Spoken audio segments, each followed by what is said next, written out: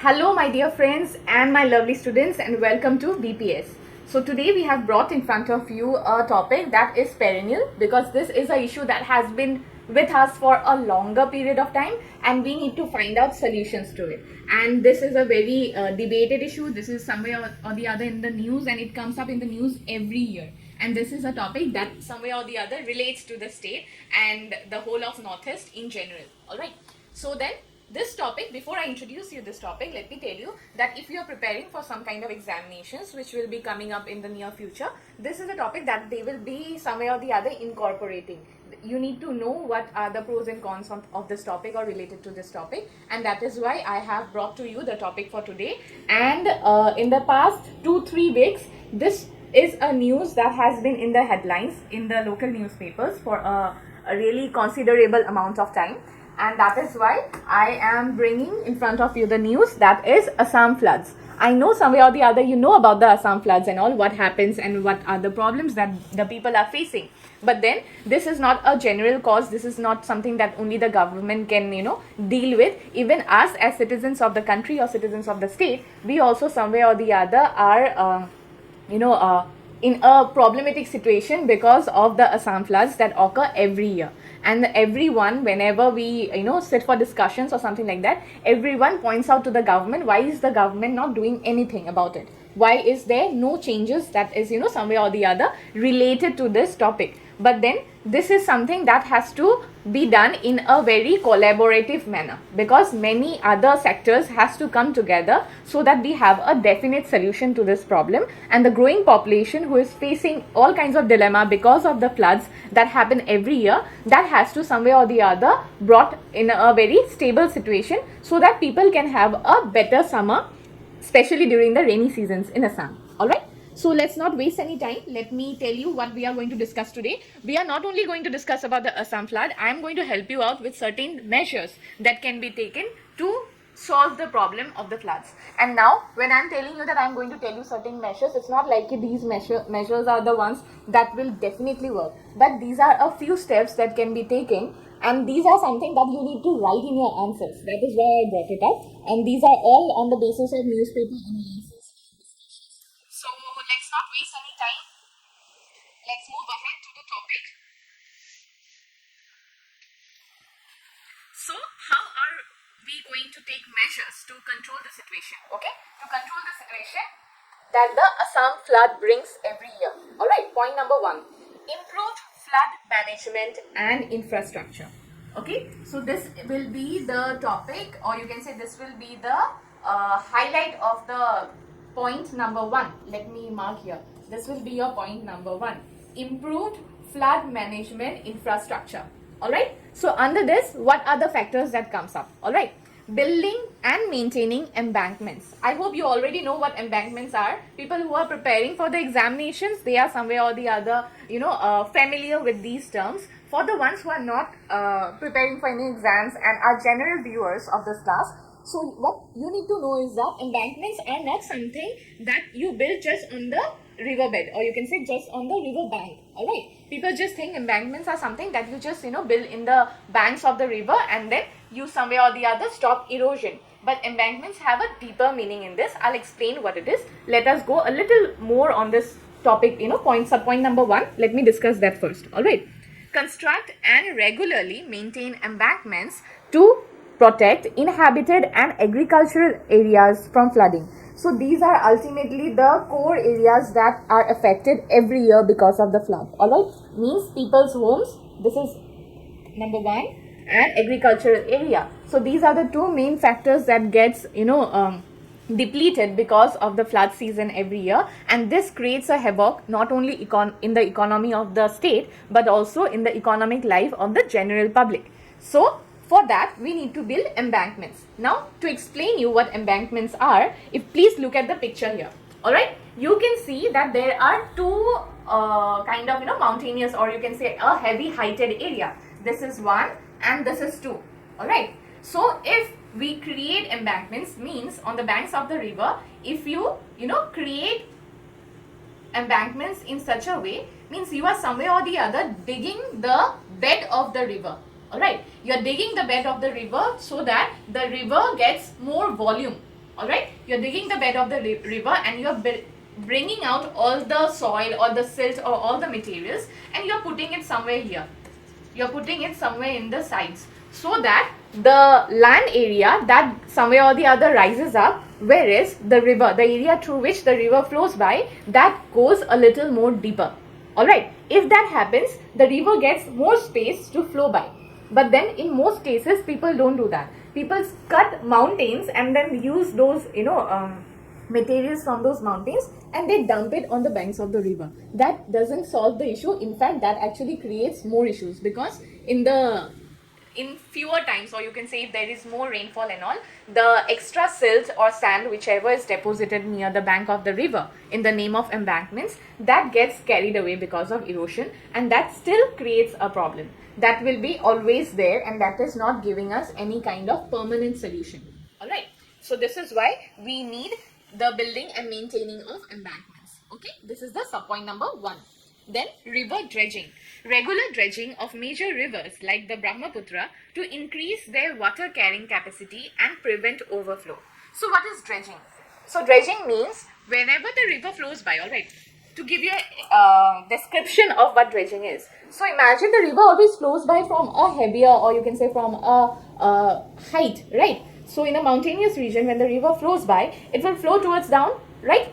Now when the river flows, it will also carry a large number of deposits, bigger boulders, trees, materials, whatever it is, any kind of garbage, dump or erosional products, anything, the river will carry it, right? But then when the river carries it, it will deposit, or you can say it will dump those things at certain places. So somewhere or the other, the land surface over which the river flows by, this land surface is filled with these kind of deposits. So from time to time, we need to go for certain solutions that will clean these deposits. You need to clean these deposits, or you can say you need to swap these deposits, so that there is more volume there and the river gets more space to flow by. Okay, this process is called dredging. So if we have river dredging, especially in rivers like Brahmaputra, this will actually create more space for the river to flow by, and it will not get flooded in the neighboring areas. It will not overflow. So that is the sub point number 2. Okay, sub point number 3. Flood zoning and land use planning. Develop comprehensive and land use plans that discourage settlements and agricultural activities in high risk flood zones. So somewhere or the other, wherever there is any kind of property, the government or the revenue department or the land department, whoever it is, they need to scan those areas. They need to know that wherever the riverbed is, or the route through which the river flows by, there you don't allow settlements. You make those areas, somewhere or the other, prohibit people from acquiring land in those areas, so that you zone out the river. Means you create a zone that for example, in this zone, the river keeps on flooding and over flooding. So you are not allowed to have any kind of settlement activities here. Because if you have, this will be your own risk, and this will somewhere or the other create havoc in your life only. So if people somewhere or the other are aware what the river can do when the season comes, rainy season comes, they will not establish their houses in those areas. Their houses will somewhere or the other be built in a different area. So this is somewhere needed, so that personally the people don't get affected because of the flood. So these are the 3 points that can be clubbed under the topic, that is improve flood management infrastructure. Okay, so let's move ahead to the next point. So, like I keep on telling my students, don't forget that when you are sitting for the class, sit with your pen and paper, because whenever we are going and giving you these topics, somewhere or the other, yes, you can take a screenshot of the entire screen that is presented just behind me. But then, for you to remember, you to jot down any important points, it's very necessary. You can pause the video and then write it down, it's your wish, or you can take a screenshot. But I will always tell you or recommend, especially your students who are preparing for the examinations, who are going to sit for the examination this year or the coming year, you don't have time to sit later on and then copy from the screenshots. It's better you are taking the class, you can pause the class for a minute, 1 or 2 minutes, and then write it down. The moment you jot it down, it gets very easy for you to remember and revise later on, and your notes are also prepared. Okay, So this is a topic that is anyway important, and if you think that this is a topic which is important and you get to know any important points, don't forget to jot it down. All right. So moving to point number 2. Enhance early warning system and disaster preparedness means we need to some way or the other create measures that would warn the people of the region beforehand. Okay, not after the problem was created. Before the problem occurs, the warning should be given. All right, and disaster preparedness has to be done. So this is somewhere or the other the government is anyway doing it. Whenever there is heavy storm coming up or heavy rainfall coming up, Google gives you a information, right? There is thunderstorm coming up. Sometimes even the department, meteorological department also gives you messages, all right, that don't go to these areas because there is a expectation of so and so storm coming up, so and so heavy rainfall coming in these areas. So this is a measure that has been adopted by the government, but then it has to be more secure, it has to be more correct. Okay, some way or the other, this measure has to be done in a very systematic manner, so that the people in the villages, especially in the upper Assam area,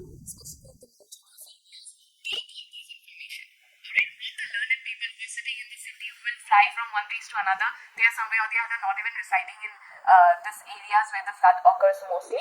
But no, this has to go to the people who are residing on those areas where the flood can sweep up their homes that they have built in the long run. Okay, so let's find out more on this topic. Advanced monitoring system. Invest in advanced meteorological and hydrological monitoring systems to predict and track flood events. This is something I have already told you. So the government needs to invest in certain advanced meteorological and hydrological monitoring system that will warn beforehand. Before the problem comes up, the warning is given to the public so that the people are prepared what to do, or people can take actions how to some way or the other make certain changes that will not create a havoc to their lives. Okay, then next point, community awareness and training. Conduct regular training programs for local communities on flood preparedness and response strategies. So people need to be taught.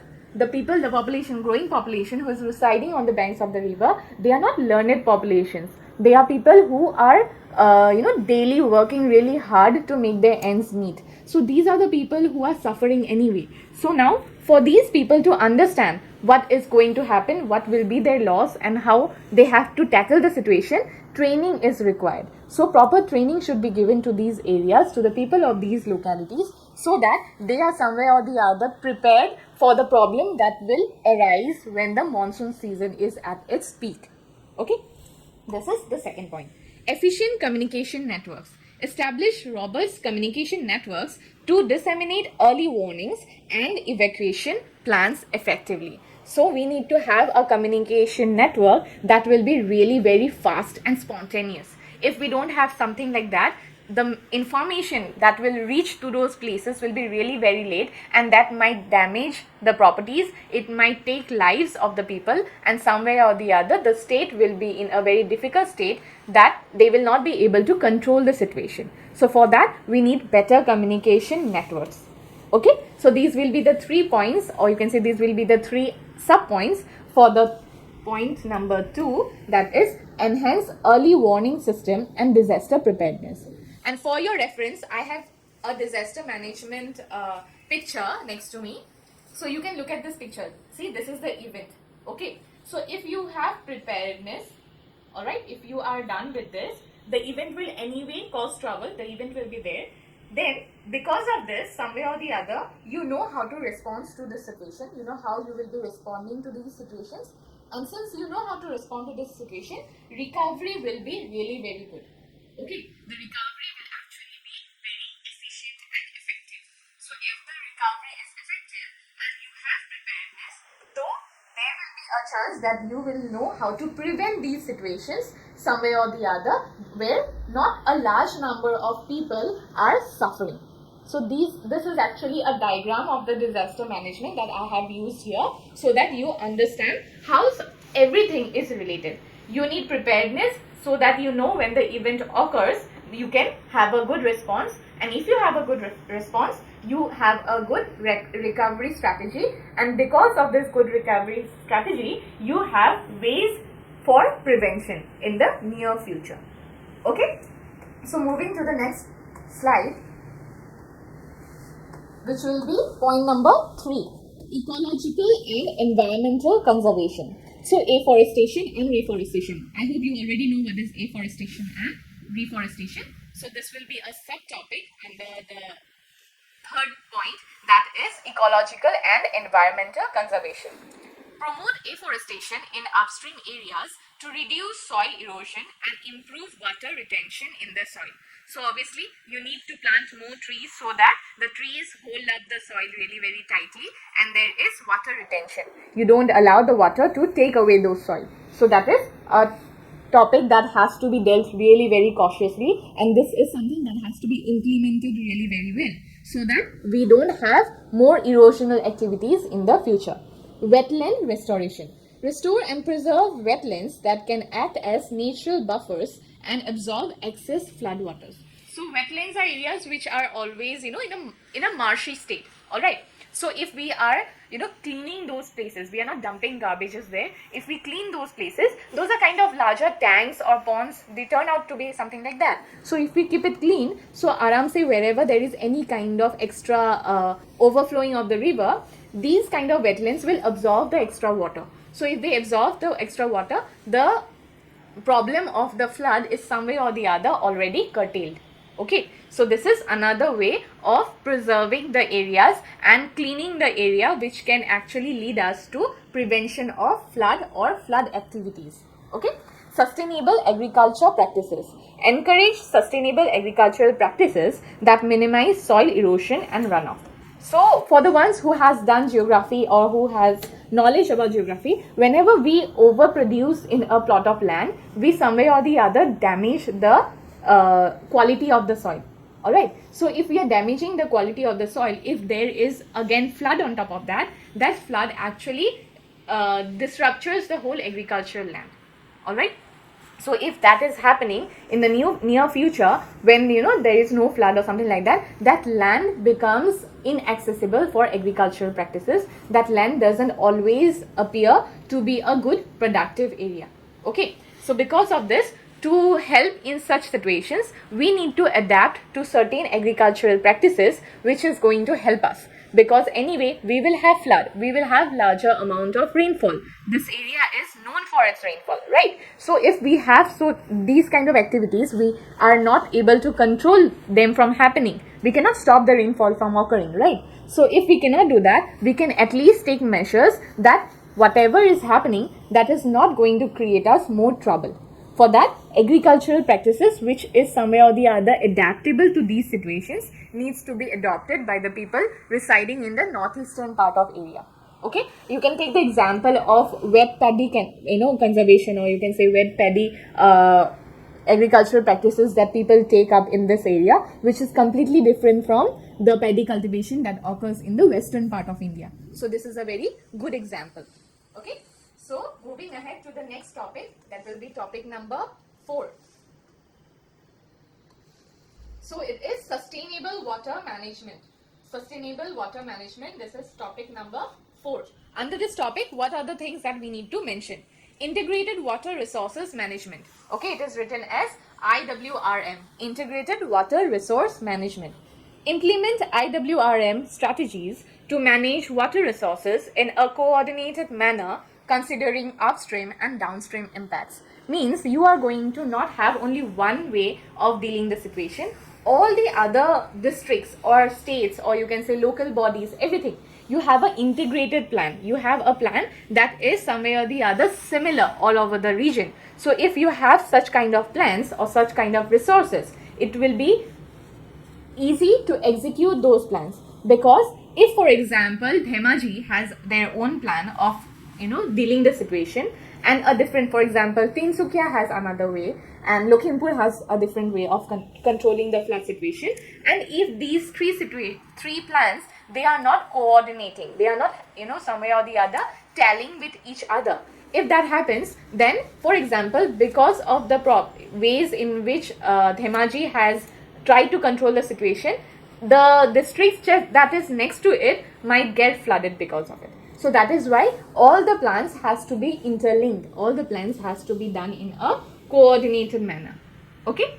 Reservoir and dam management. So you know what reservoir is, right? It is somewhere in a layman's term, it is a way in which we are trying to hold the water for future use. And dam management, we are, somewhere or the other creating a dam so that we use the hydropower to, sometimes we generate electricity out of it, sometimes we use it for any other purposes, and we regulate the flow of the river because of these managements, reservoir and dam management. Okay, construct and manage reservoirs and dams to regulate river flow and store excess water during monsoon periods. I have already explained this. So the main reason for which we have dams and reservoirs is this only: store water, and then we also use it to regulate the flow of the water. Rainwater harvesting, this is really very important and we should do it.